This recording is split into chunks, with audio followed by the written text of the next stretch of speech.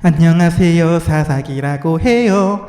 나는 어두운 책이랍니다. 점차 밑으로 타락해 갑니다. 결말은 왕이 없습니다. 타락, 타락, 밑으로, 밑으로. 네, 오늘은 사사기의 마지막 부분입니다. 18장부터 21장까지 총 4장을 읽겠습니다. 앞에서도 말한 것처럼 사사기는 나선형 하강 구조로 타락, 압제, 심판이죠. 회개, 구원의 사이클이 반복되며 점점 밑으로 타락으로 걸어갑니다. 오늘도 마찬가지입니다. 사사기 17장에서는 미가가 돈으로 자신의 개인 제사장을 고용했습니다. 이것은 개인의 타락, 개인 가정의 타락입니다.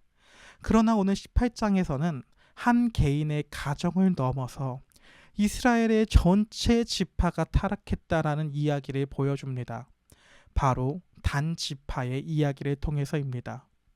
여호수아서에서도 봤듯이 이스라엘은 하나님께서 분배해 주신 기업의 땅을 정복해야 합니다. 그들은 거룩한 전쟁을 해야 합니다. 그러나 단지파는 가나안 족속들, 자신들에게 분배된 가나안 족속들이 너무 강해 보여서 싸워보지도 않고 전쟁을 포기합니다. 그리고선 자기들이 쉽게 뺏어서 살만한 만만한 땅을 찾으러 정탐꾼 5을 보냅니다. 그리고 이 정탐꾼들은 길을 가다가 17장에서 나온 미가의 집에 들르게 됩니다. 이들은 미가가 돈으로 고용한 삭군, 레위 청년의 목소리를 알아보고는 우리가 지금 꿀 빨 수 있을 만한, 쉽게 정복할 만한 땅을 찾으러 가는데 우리 가는 길이 형통할지 하나님께 물어봐 달라고 부탁합니다. 이에 가짜 제사장은 평안히 가라, 하나님께서 너희 길과 함께 하신다라고 하며 정말로 아무 말 대잔치로 축복을 남발합니다. 기분이 좋아진 정탐꾼들은 계속 북쪽으로 가다가 라이스라는 동네를 발견합니다. 카레 라이스 아닙니다. 그냥 라이스입니다. 거기는 무기도 없고 다른 민족들과 교류도 없이 그저 평화롭게 살고 있는 사람들의 땅입니다. 따라서 정탐꾼들은 다시 단지파로 돌아와서 우리가 호구 같은 동네를 찾았다. 그곳엔 부족한 게 없다. 하나님이 그 땅을 우리 손에 주셨으니 당장 공격하러 가자고 합니다. 이들은 하나님이 치라고 주신 사명의 땅, 그 약속의 땅은 무서워서 도망가 놓고 애먼 곳에서 평화로운 사람을 짓밟으며 그것을 하나님의 뜻이라고 포장하며 하나님의 뜻을 왜곡합니다. 그렇게 그들은 600명이 라이스로 쳐들어갑니다. 그러나 가는 길에 이들은 다시 미가의 집에 들립니다. 정탐꾼들은 저 미가의 집에 비싸 보이는 에봇이랑 신상들이 있는 것을 알고 그 집에 무단 침입해서 우상들을 싹 다 훔쳐서 나옵니다. 이에 집안의 제사장이 뭐하는 짓이냐고 묻고 단집한 사람들은 제사장에게 한 집안의 개인 목사 노릇보다 한 지파 전체를 담당하는 목사가 되는 게 좋지 않겠냐고 자신들 지파의 제사장이 되어달라고 스카웃을 합니다. 이 제안에 솔깃한 제사장은 더 큰 연봉과 명예를 위해 훔친 우상들을 자기가 직접 챙겨들고 단 지파로 들어갑니다. 뒤늦게 집안의 물건을 털린 미가가 동네 사람들을 모아서 쫓아옵니다. 그러나 수가 많은 단지파가 무서워서 그대로 도망치게 됩니다. 결국 단지파는 평화롭게 살던 라이스 사람들을 잔혹하게 학살하고 성읍을 불태웁니다. 그리고 그곳에 자신들의 조상 이름을 딴 단이라고 하는 도시를 세우고 훔쳐온 가짜 우상들을 떡하니 세워두고 미가 집안의 개인 제사장을 자신들의 공식 제사장으로 임명합니다. 자신들의 탐욕과 폭력성을 채우기 위해 무고한 피를 흘리고 그것을 신앙이라는 이름으로 포장합니다. 그리고 마지막 장인 19장에서부터 21장까지는 같은 이야기가 묶여서 나옵니다. 이스라엘의 이 모습은 창세기에서 심판받은 소돔과 고모라보다 더 타락한 모습을 보여줍니다. 이스라엘에 진짜 왕이 없을 때 인간이 도대체 어디까지 타락할 수 있는지 바닥의 바닥을 보여줍니다. 먼저 19장은 역겨운 성범죄와 엽기적인 사람 토막 사건으로 시작이 됩니다. 에브라임 산지에 사는 한 레위인이 바람이 나서 친정으로 도망간 첩을 데리러 유다 베들레헴으로 갑니다. 장인어른의 환대를 받으며 며칠을 먹고 마시다가 늦게 출발하는 바람에 해가 저물어 베냐민 지파의 땅에 기브아라고 하는 동네에서 하룻밤을 머무르게 됩니다. 원래 이스라엘의 율법에는 나그네를 환대해 주어야 합니다. 그러나 타락한 이스라엘에게 하나님의 말씀을 지킬 생각 따위는 없습니다. 기브아 지역에서 아무도 레위인을 맞이해 주지 않는 것입니다. 그러나 다행히도 에브라임 출신의 한 노인이 이들을 자기 집으로 들여보내줍니다. 그런데 밤이 되자 기브아의 불량배들이 집을 에워싸고 문을 두들기며 소리칩니다. 너의 집에 들어온 그 남자를 당장 끌어내라. 우리가 그를 능욕하겠다. 이스라엘 백성이 소돔과 고모라 사람들과 똑같은 짓을 벌이려고 하고 있는 것입니다. 이때 레위인의 행동이 가관입니다. 자기를 보호해 주려던 집주인 노인이 자기 처녀딸과 레위인의 첩을 내어주겠다고 타협하려고 하자 이 레위인은 자기 목숨을 구하려고 자기 첩을 문 밖으로 밀어내 버립니다. 결국 불량배들은 밤새도록 그 여자를 윤간했고 여인은 새벽에 집 문지방에 손을 얹은 채 비참하게 죽었습니다. 아침에 일어난 레위인은 죽은 첩의 시신을 나귀에 싣고 집으로 돌아옵니다. 그리고는 칼을 들어 그 시신을 12토막으로 잘라서 이스라엘의 12지파 사방으로 보내는 엽기적인 행동을 합니다. 이제 20장에서는 이 끔찍한 택배를 받은 이스라엘이 전쟁이 터집니다. 분노한 이스라엘 40만 대군, 그 대군들이 미스바에 모여 베냐민 지파에게 그 불량배 놈들을 당장 내놓아라고 요구합니다. 그러나 베냐민 지파는 범죄자들을 내주기는커녕 오히려 자기 지파 군사 2만 6천 명을 모아서 이스라엘 연합군과 전쟁을 선포합니다. 결국 동족 상잔에 끔찍한 내전이 벌어집니다. 40만 대 2만 6천 명. 누가 봐도 이스라엘 연합군이 이길 것 같습니다. 그러나 첫날 전투에서 2만 2천 명, 둘째 날 전투에서 1만 8천 명, 이틀 만에 4만 명의 연합군이 베냐민 지파에게 죽어갑니다.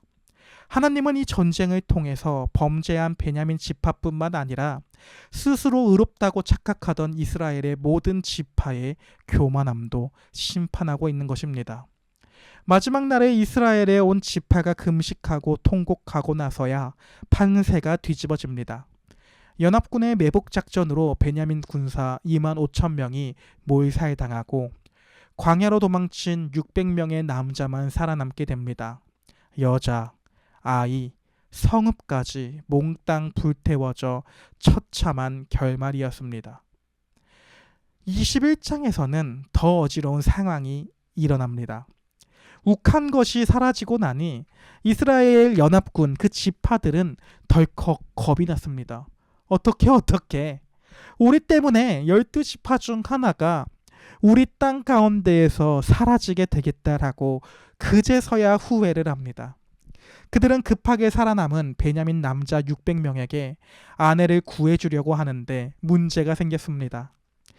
그들은 전쟁 전에 총회에서 홧김에 우리 딸들을 절대 베냐민 놈들에게 주지 않겠다고 맹세해 버린 것입니다.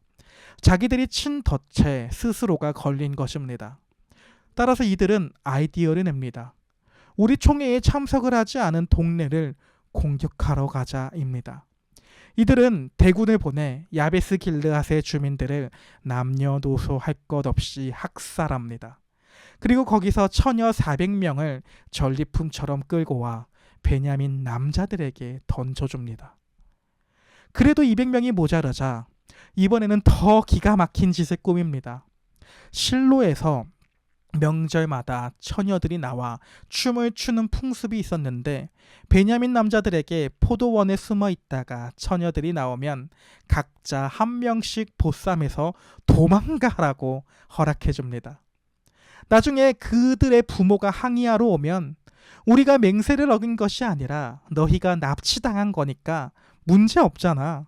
이거 완전 럭키비키잖아 라고 하며 이상한 궤변으로 무마하겠다라고 약속까지 합니다. 이것이 바로 사사기에 기록된 이스라엘의 모습의 결말입니다. 그들은 문제를 해결하겠다고 하며 또 다른 무고한 동족을 학살하고 살기 위해 춤추는 처녀들을 조직적으로 납치하도록 부추기는 나라인 것입니다. 이것이 바로 하나님의 언약 백성 이스라엘의 낯빛입니다. 따라서 사사기의 마지막은 그때에 이스라엘의 왕이 없으므로 사람이 각기 자기 소견에 오를 대로 행하였더라고 마칩니다. 이런 어두운 사사기가 예수 그리스도와 어떤 연관성이 있을까요? 이스라엘에게 왕은 하나님입니다. 그러나 사사기의 가장 큰 문제는 왕의 통치를 받지 않는 것입니다. 그들은 하나님이 없다고 생각합니다. 이는 예수께서 사역하셨을 당시에 종교 지도자들이 보여주던 모습입니다. 그들은 하나님의 율법을 지킨다고 생각하지만 하나님의 율법대로 이 땅에 성육신하신 예수님을 알아보지 못합니다. 왜 예수 그리스도가 살아계셨을 때의 당시의 종교 지도자들은 예수님이 하나님의 율법대로 이 땅에 오신 하나님의 아들이라는 것을 왜 몰랐을까요? 하나님의 율법이 예수님이 예수님이라는 것을 말하기에 설명이 부족해서일까요? 아니면 종교 지도자들이 하나님의 율법을 몰라서일까요? 그들은 하나님의 율법을 몰랐습니다. 하나님의 율법이 예수님의 설명이 부족한 것이 아니라 종교 지도자들이 하나님의 율법을 몰랐기 때문에 그들은 결국 사사기의 이스라엘 백성과 마찬가지로 하나님을 모르기 때문에 왕이 없다 생각함으로 자기 소견에 오를 대로 행하던 사람들인 것입니다. 하지만 예수께서는 이 땅에 오셔서 3년 동안 살아가시면서 분명히 말씀하십니다. 나를 보는 사람은 하나님 아버지를 보는 자이며 하나님 아버지께로 가는 길은 나를 통해서만 갈 수 있다고 분명히 말합니다. 예수는 3년간의 모든 삶을 통하여 하나님의 통치, 하나님의 나라를 보여줍니다. 곧 하나님이 왕이시라는 것을 보여주시며 나를 통해야지만 하나님 아버지께로 갈 수 있다. 즉 하나님의 백성들은 나를 보내신 하나님의 뜻에 따라서 나의 통치, 예수 그리스도의 통치를 받아야 한다라고 예수님이 말합니다. 예수님이 우리를 다스려 주시는 게 곧 하나님 나라의 백성인 것입니다. 그리고 이때 정말로 복음의 역설이 나옵니다. 우리가 예수님의 통치를 받는다라는 것은 우리의 자유를 잃어버리는 것이 아닙니다. 오히려 참된 자유가 우리에게 허락이 됩니다. 사사기처럼 왕이 없다라고 생각하는 삶이 참된 자유의 삶이 아니라 이거는 자유를 누리지 못하는 삶인 것입니다. 사랑하는 여러분, 예수 그리스도 안에서 통치를 받으며 참된 자유를 누리면서 살아가는 우리의 삶이 될 수 있기를 기도합니다. 그리고 이렇게 너무나도 어둡고 역겹고 더러운 사사기의 이야기 가운데에서도 하나님은 밤하늘에 별을 준비해 놓았습니다. 바로 사사기를 배경으로 시작되는 룻기를 통해서 밤하늘의 별의 이야기를 살펴보겠습니다. 여러분 내일 또 만나며 오늘 하루도 파이팅입니다.